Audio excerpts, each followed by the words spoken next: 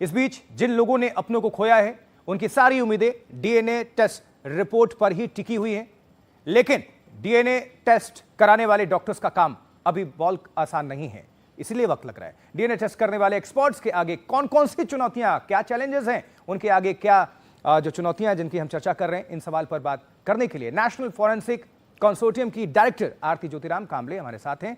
आरती जी, आपसे मेरा सीधा सा प्रश्न है। प्लेन क्रैश ने अपनों को गंवाने वाले शव पाने का इंतजार कर रहे हैं, बेहद परेशान हैं, दुख में हैं, दर्द में हैं। उन्हीं में से कई पीड़ितों से हमने बातचीत भी की। उनके मन में यह सवाल था कि क्या उन्हें सही शव मिल पाएगा।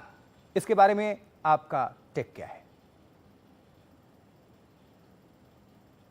जी सर, उनको सही शव मिल पाने की कोशिश तो हम जरूर करेंगे, हमारे डॉक्टर जरूर करेंगे। और जितने भी शव अभी आधे मतलब मसल जो है उनका इंटैक्ट होगा या फिर डीएनए स्केलेटन इंटैक्ट होंगे तो उनको जरूर शव मिल पाएगा। But it is still 50-50% chances.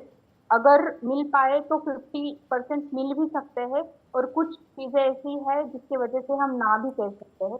तो यहाँ पे सिर्फ एक आशा हम दिखा सकते हैं कि हम लोगों को वो दे पाए अच्छे से। ये 50% वाले में इसी से संशय है। आरती जी, डीएनए टेस्ट करने वाले डॉक्टर्स का काम आसान नहीं है, ये हम सब जानते हैं। आपसे हमारा सवाल ये है कि इस वक्त डीएनए टेस्ट करने वाले डॉक्टर्स के सामने क्या चैलेंजेस है, क्या चुनौतियां हैं? डीएनए टेस्ट करने वाले डॉक्टर के सामने अभी फिलहाल चुनौतियां ये है, सबसे पहले वो सैंपल एक्सट्रैक्ट करना।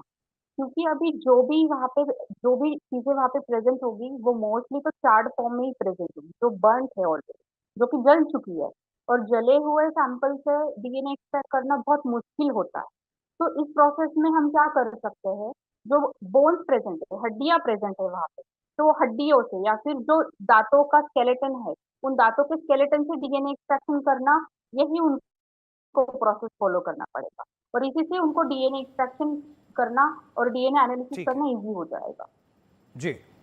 आरती जी, अभी करीब 250 शव के डीएनए सैंपल की जांच रिपोर्ट आना बाकी है। हमारा आखिरी आपसे प्रश्न यह है कि इतनी बड़ी संख्या में जांच के लिए कितने डॉक्टर्स और पैरामेडिक्स की जरूरत पड़ती होगी?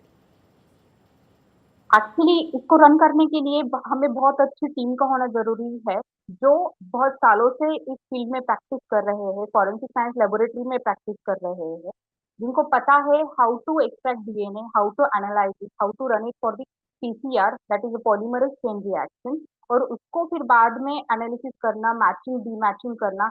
ये जो प्रोसेस है वो साइंटिफिक वे से लेबोरेटरी में ही किया जाता है। और इसके लिए हमें एटलीस्ट 30 से 40 अच्छे फॉरेंसिक डॉक्टरों की, फॉरेंसिक एक्सपर्ट की जरूरत होगी, जिससे हमें बहुत अच्छा रिजल्ट मिल पाएगा। क्योंकि ऑलरेडी जो सैंपल्स हम कलेक्ट करेंगे दैट वुड बी, वो कंटामिनेटेड ही होंगे मोस्टली। तो उसमें से अच्छा अच्छा पार्ट एक्सट्रैक्ट करना और एनालिसिस करना, और उसमें से भी जो कंटामिनेशन पार्ट है उसको एक्सक्लूड करके अच्छे फाइन। कंक्लूजन पे आना, उसके लिए हमें एक्सपीरियंस ठीक ही है मैटर करेगा। तो एक्सपीरियंस टीम की बहुत अच्छी जी। जरूरत पड़ेगी। ठीक है आरती जी, बहुत बहुत शुक्रिया इस जानकारी को दर्शकों तक पहुंचाने के लिए, हमारे साथ जुड़ने के लिए आपका।